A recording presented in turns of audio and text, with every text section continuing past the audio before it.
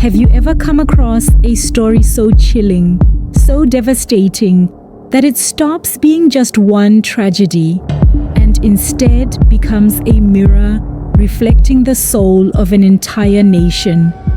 What you're about to hear isn't just a crime. It's a wound that cuts deep, and it will send shivers down your spine. And cases of killings continued to rise, with police in Kar West in Kasarani Sub-County investigating yet another case of femicide where a boyfriend is suspected. On November 1st, 2024, Kenya woke up to such a story. The brutal murder of Lilian Achieng Aluko, a 33-year-old journalist, wasn't just the loss of one life. No, it became something far heavier.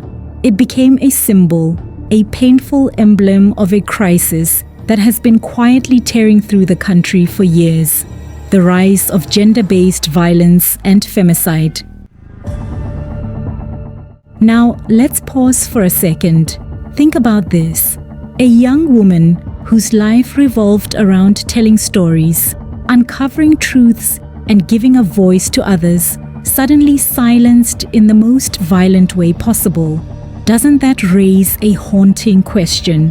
If someone like Lilian, visible, educated, and connected, could be taken in such a brutal fashion, what does that say about the safety of thousands of other women whose names we may never know?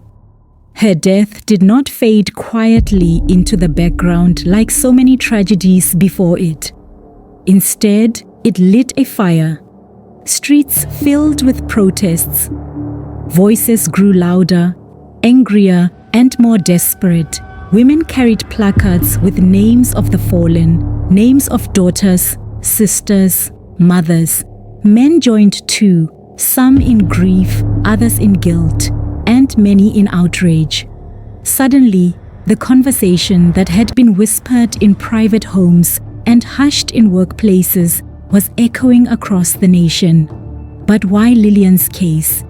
Why this one, when countless others have been buried under silence? That's what makes this story so critical. Her murder collided with a moment of rising public fury and grief, a moment when society could no longer look away. It intensified scrutiny on the very institutions meant to protect: the police, the courts, even government policies, and the president. It forced an uncomfortable but necessary national conversation about something much deeper than one crime, about patriarchal norms, about systemic failures, about how much or how little value is truly placed on women's lives. We're not here just to replay headlines. Headlines fade. We're here to dig, to peel back the layers, to ask, what really happened to Lilian? Who were the individuals and organizations drawn into her case? What kind of investigative and legal response followed? And most importantly, what does this tragedy reveal about Kenya's broader social, cultural, and political landscape? So, as we step into this story, remember, this isn't just about Lilian Achieng Aluko.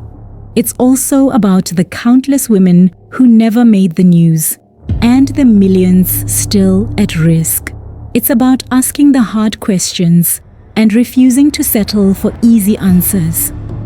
Because the truth is, until society confronts the roots of this violence, until it demands urgent and multi-layered intervention, stories like Lilian's will keep repeating, and that's the cycle we must break.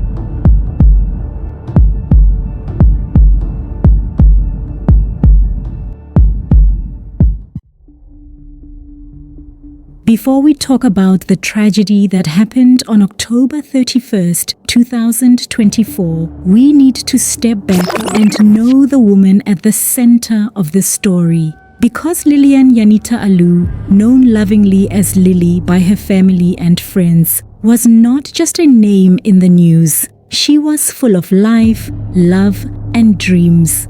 Lily was born on September 2nd, 1991, at Aga Khan University Hospital in Nairobi. her parents, Professor John Alu Oro from Kenyatta University, and her mother, Jane Alu, welcomed her as the third child in a big family of 6 children. Growing up, she spent time both in Nairobi County and in her family's ancestral home in Vihiga County. This gave her a balance of modern city life and strong cultural roots. She came from a respected and loving family. On her father's side, her grandparents were the late Canon Ezekiel Oro and Beldina Inda.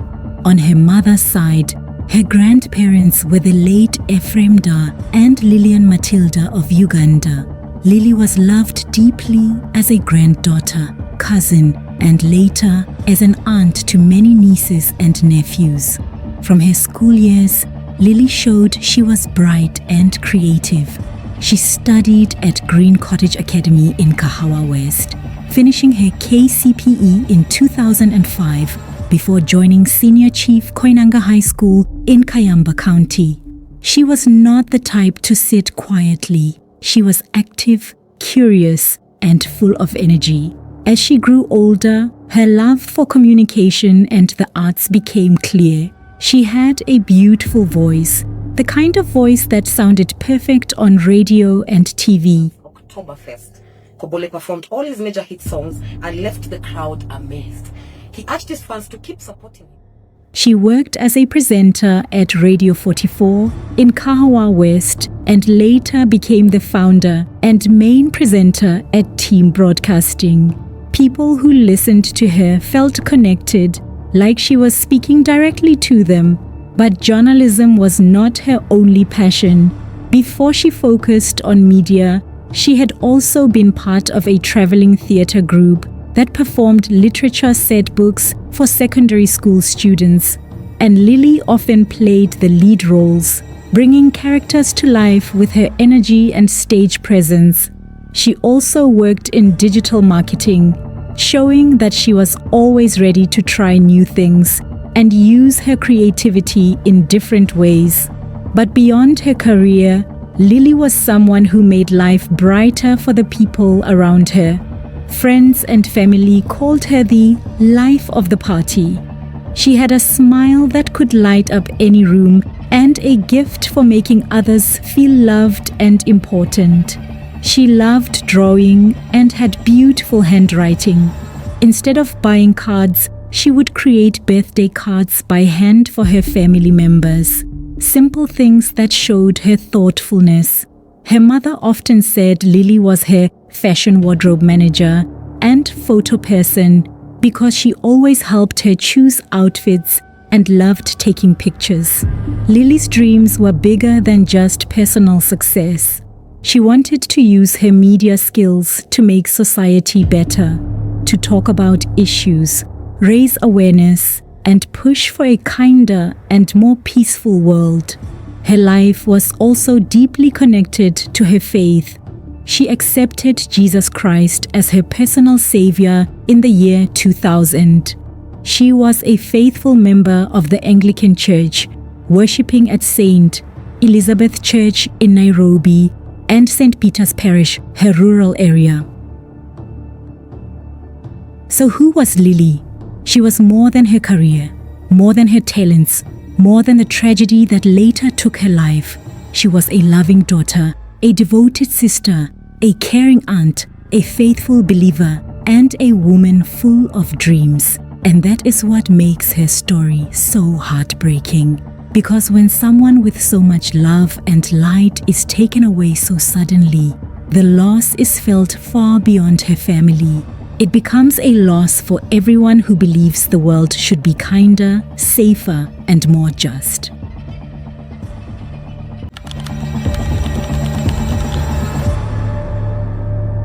Now standing opposite her in this tragic tale is George Mwenda Mitegi, known to many as Georges. Born in Tharaka-Nithi County on November 1st, 1993, he was Lilian's boyfriend and soon the prime suspect. After that terrible night, he fled, sparking a nationwide manhunt. Imagine the fear, the anger, the demand for justice that pulsed through the country as detectives scoured hideouts and traced phone signals, determined not to let him slip away.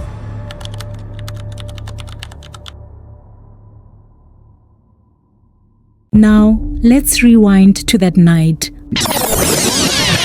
October 31st, 2024. Halloween for some parts of the world, but in Kahawa West, along the Nairobi-Kiambu boundary, it was just another evening. Lilian and George were seen together at a local entertainment joint.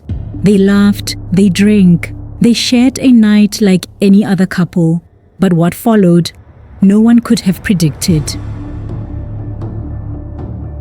Later, the two returned to Mutegi's apartment in Kahawa West. Around 11:30 p.m., neighbors reported hearing screams, desperate, piercing cries that carried through the walls. But here's the chilling part. Those cries went unanswered. The door was locked. Loud music was blasting from inside. Imagine being a neighbor that night, hearing something, sensing danger, but being unable to break through the wall of sound. That helplessness is its own kind of horror. By morning, the truth was undeniable. Lilian was found dead inside the apartment. Her body told the story of a brutal, intimate attack, significant injuries to her face, a fatal stab wound driven behind her right ear, and the murder weapon? A simple kitchen knife lying there like a grotesque punctuation mark at the end of her life. This was not random. This was not opportunistic. It was an intimate killing, the kind tragically common in femicide cases, where the danger comes not from strangers in dark alleys, but from the very people women are told to trust. The aftermath was chaos. George had vanished. It took a week, but on November 8th, 2024, in the rugged terrain of Tharaka Nithi, detectives finally smoked him out. The chase was over, for now, but the questions were just beginning. By late 2024, femicide cases were stacking up, and public trust in security agencies was dangerously thin. The decision to loudly broadcast Mutegi's arrest on social media wasn't just about justice. It was about image, about telling Kenyans, we are working, we are listening. It is believed that on the fateful night, after an evening out together, Lilian and George returned to his apartment. What began as a simple disagreement quickly escalated and soon turned physical. In a moment of rage, fueled by jealousy, insecurity, or perhaps a desperate need for control, George is believed to have reached for a kitchen knife, one fatal thrust behind her right ear. And in that instant, Lilian's voice, the voice of a journalist who had dedicated her life to telling stories, was silenced forever. But was it just anger or something deeper? Experts in gender-based violence point out that femicide rarely happens in a vacuum. It is often the final act in a long pattern of control, intimidation, and entitlement. The chilling belief, if I cannot have you, no one can. So while the immediate trigger may have been a quarrel, the deeper motive probably lay in power, in the toxic mix of patriarchy, possessiveness, and violence that continues to put women at risk again and again.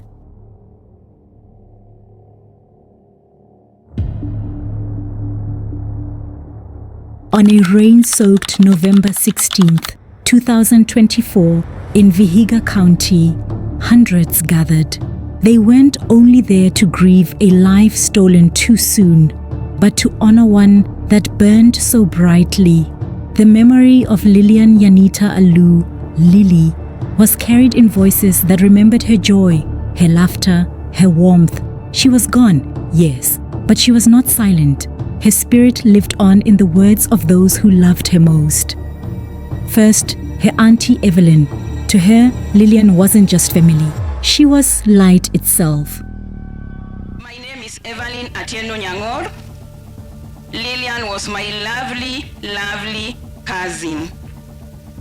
My lovely, lovely niece. Lilian was more than a niece to my house. Then her youngest brother, Shadrach. To him, Lily was more than a sister. She was a lifeline, a constant reminder of love and laughter. I miss you so much. Your beautiful smile, contagious love, and sense of humor. Your constant motivation and uplifting is something I will forever cherish in my heart. Among the mourners was Professor Judith Wado, a leading voice in the fight for gender equity in Kenya. For her, Lily's death was more than personal grief. It was a painful reminder of a national crisis. As you have heard, my name is Professor Judith Waudo. I am the director for the Center for Gender Equity and Empowerment. And I want to say that within this hub, we have a project called Sexual and Gender-Based Violence. And in this project, we found out that 28% of the violence that take place in Kenya is intimate violence. That's violence between wife and husband. Through every voice, every tear, every trembling word, one truth was clear. Lily wasn't just remembered for how she died, but for how she lived, bright, fierce, unforgettable. Her story became a cry for justice, and her memory a beacon against silence.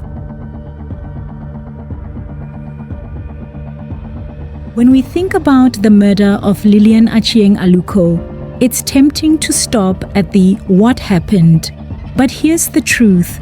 That night in Kahawa West was not born in isolation. It was not random. To really understand it, we must dig deeper into the soil beneath our society, into the cultural, systemic, and economic foundations that allow femicide to flourish. Because the question isn't just what happened, it's why does this keep happening? Let's start with the foundation, the cultural bedrock. Kenya, like many societies, is built on a patriarchal system. But what does that actually mean in practice? It means men are often seen as the unquestioned heads of households. It means male dominance is normalized, sometimes celebrated. It means women are too often expected to be submissive, silent, and accommodating, even at the expense of their own safety. And here lies the danger. In a world where men are taught they have a right to control, what happens when that control is threatened? When jealousy, rejection, or insecurity creep in? For some, violence becomes the final weapon to reassert power.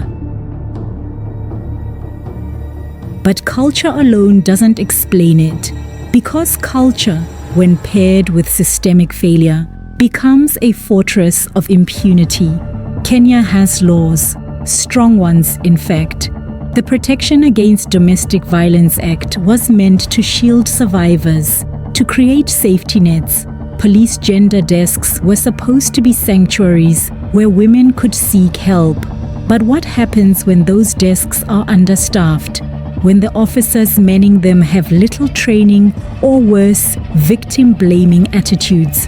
Women who gather the courage to speak up are too often met with suspicion, dismissal, or even ridicule. Their pain is minimized, their evidence mishandled, their trust broken, and then comes the justice system, clogged with delays, corruption, and indifference. Cases of gender-based violence crawl at a snail's pace or collapse altogether. Many are brushed off as domestic disputes, private matters best kept behind closed doors. So what message does this send to perpetrators? It whispers, "You will get away with it." And what message does it send to survivors? It screams, "Don't bother speaking out. That's why activists have been pushing for femicide to be recognized as a distinct crime in Kenya, just as it has been in parts of Latin America. Why? Because naming it forces the state to track it, prioritize it, and acknowledge the gender-based violence for what it truly is. Now let's talk about another invisible chain, money. For many women trapped in abusive relationships, the lack of financial independence is the lock on the cage. Imagine being a woman with no savings, no property, and children to care for. Where do you go? How do you survive if you walk away from the only breadwinner in the household? This economic dependency often forces women to stay, even when they know their lives are at risk. Poverty turns violent homes into prisons, and when you add the stress of informal settlements, overcrowded, under-policed, and economically unstable, the risk multiplies. Substance abuse rises. Community accountability weakens. The pressure builds like dry tinder waiting for a spark, and too often, that spark ignites into violence. But there's yet another layer, and it's one we don't like to admit: societal complicity. How do we, as a community, talk about these cases? Too often, the spotlight shifts from the perpetrator to the victim. Media reports quietly insinuate, why was she out so late? What was she wearing? Why did she choose him? It's the same disturbing pattern we saw in other high-profile cases, like Monica Kimani, like Sharon Otieno. Instead of centering the man who chose violence, the burden shifts onto the woman who lost her life. And what's the result? Women are taught to shrink their freedom to stay safe. Don't go out. Don't dress this way.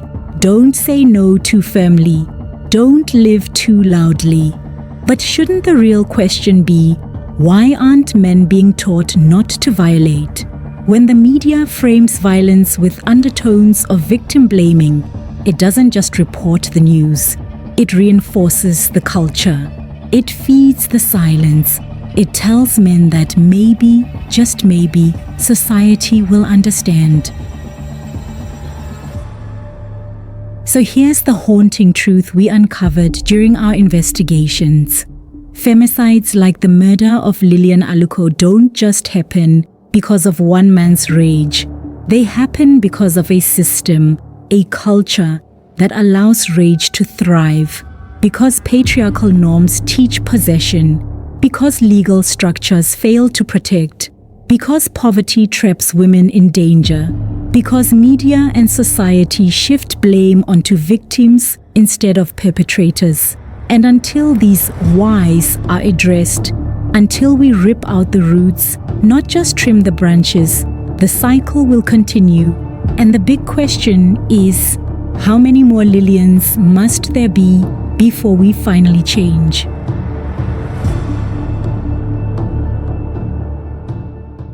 When news broke of Lilian Aluko's murder, it wasn't just another grim headline. It was a wound that pierced through families, institutions, and an entire nation. A single tragedy that, like a stone dropped into water, created ripples far beyond the point of impact. But what exactly were those ripples? How did her death shift people, systems, and society as a whole?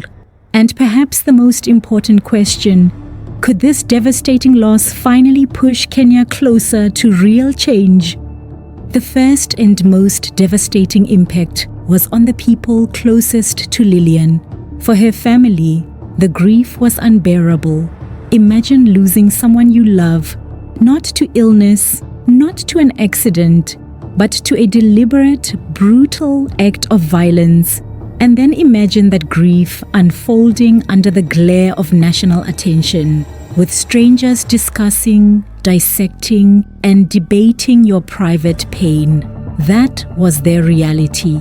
Her parents' plea for justice became a rallying cry. Their voices shook with sorrow, but carried the weight of every family that had been silenced by gender-based violence. Her neighbors and witnesses, they were haunted too. Some replayed the night over and over in their minds, tormented by questions. Could I have done something? Should I have tried harder to intervene? Trauma doesn't always come from being a victim. Sometimes it comes from being a helpless bystander.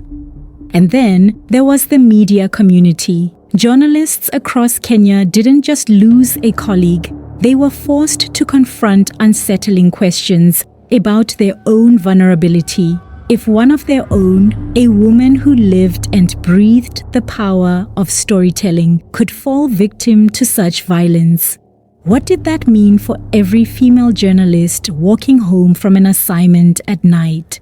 Conversations sparked not only about safety in the industry, but also about the ethics of covering gender-based violence.